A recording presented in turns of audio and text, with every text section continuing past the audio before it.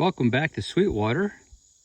I wanted to show you another implement we got here to work with here at Sweetwater Farm.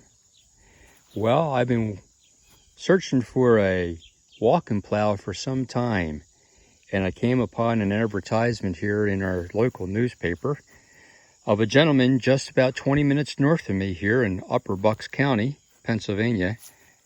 He was selling this particular plow, and then a single horse plow, and then a potato plow, all three together. So I went up and took a look at the plows, and obviously I was interested in this particular plow, which you would need a team to operate it. This one horse would not be able to handle this particular load. And I got up to his farm, which is way back off the beaten track, and I met and was introduced to a gentleman about 83 years old.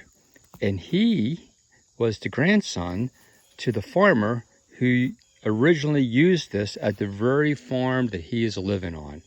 So it's a very fascinating story.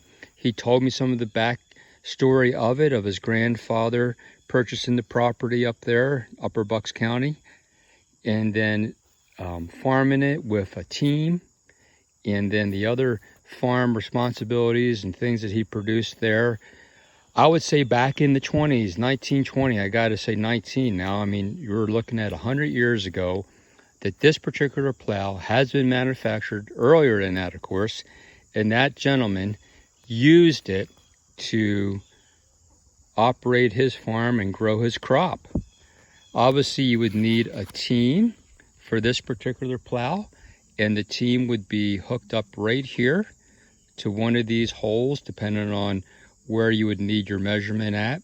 An evener, or we would call double tree, would go on here, and then the horses, of course, would be standing, straight in front of it, and you would call on them, and then an experienced plowman would be able to take the handles and dip the share into the ground to a certain point and plow. The wheel here would measure the thickness of how much sod you'd be plowing up. Interesting story with this particular plow, probably made early 1900s, maybe late 1800s perhaps, but it's a number 25, and I will not be able to pronounce the name of that plow. You can read it, but it's a number 25. And this particular company was established in New York. There was a gentleman, the original founder of the company, his first name was Thomas.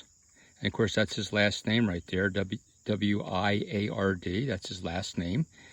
And he established the company making implements for horse-driven and horse use, of course, at that time, back in 1804. 1804, I mean, that's just incredible, the history behind this. They operated that particular company. Of course, his sons took over. Thomas passed, I believe, about 30 years after he established the business. And then two or three, he had four sons, I believe. 2 or 3 of them took over the business. And then one of the sons sold his share of the business to the other brothers. And then after some time, grandsons started coming into the picture. Of course, 150-year span. You're going to have generation after generation of that family, operating this particular business. So the business continued on until 1954, so you're looking at 150 years that business was established. And I would imagine at that point in the 30s and 40s, they started making implements for tractors. I don't know that for sure, but that's probably was the market at that point after the men came home, the women came home from the Second World War. So this is the number 25, and of course it was competing with John Deere and some of the other major manufacturers of that time. And you can see here where the patents were. The patents were June 29th, 1875, and then July 20th, 1875. Now, what I need to do, though, I'm looking for some parts here, because these two holes in front of me here, sorry about that, these two holes here there would be a bracket that would fit into these holes, and a coulter would sit right here. Either a disc wheel or a knife of some sort would sit up in here like this, And as the share goes into the ground and the soil comes up onto the bottom of the plow here, it's going to flip over, right? As it's cutting through the soil, it's going to flip over, and this implement on the main beam here is going to be like a knife or a wheel, like a disc, and it's going to cut that sod as this plow moves forward and the ground is flipped up and dumped over. The knife's going to be up here to cut the sod so that the sod can completely detach from the land side. So as the share goes into the furrow and flips the soil, the knife here will separate the sod from the land side to the furrow, and the soil will flip over. There's a company up in in Lancaster, Pennsylvania. I'm going to be connecting with them, and hopefully we'll be able to locate the proper brackets and equipment that I will need to make this a complete plow. No doubt I'm going to have to get some handles on here as well. This one particular handle on the left, it has lost its integrity, and I would not want to spend a morning plowing for the fear that that's going to break. And if it does break, you're done. You're not going to be able to control the plow from down here. It'll be very complicated to do that. Now this is a walk-in plow, okay? A team of horses would be up in front, and you are literally holding the handles and you're walking. And these farmers that use these would, after they averaged out the acreage, I don't know the calculation, it's something like 8 to 10 miles per how many acres. So the farmers were walking all day long, making their field flip, turning their field, because the plow only did one furrow at a time. Now they also have plows that have a seat and wheels, and that's called a sulky plow. And this company made sulky plows also. So the farmer could sit, a little more draft on the horses, of course, okay, because now they're pulling your weight as well, but it would help at times to hold the plow down into the ground when you did hit that rock. But of course, sometimes you want the plow to come out when you hit that rock so you don't damage the share and the bottom of the plow. There's no need for me to clean off this plow and shine it up with a wire wheel. My friend Pete told me, he said, you just get that plow moving and it will clean right up after all the soil that it is contacted with and flipped over.